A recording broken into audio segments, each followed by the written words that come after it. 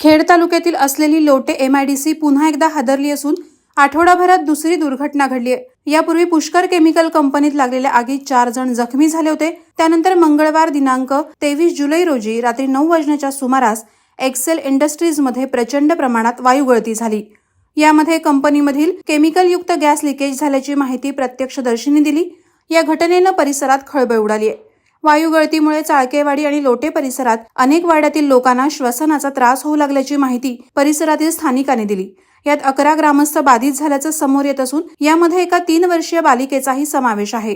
घरडा हॉस्पिटलमध्ये 10 ग्रामस्थांना उपचारासाठी दाखल करण्यात आलं होतं, तर एकाची प्रकृती अत्यवस्थ झाल्यानं चिपळूणमधील खासगी दवाखान्यात हलवण्यात आलं असल्याची माहिती घरडा हॉस्पिटलच्या प्रशासनानं दिली आहे।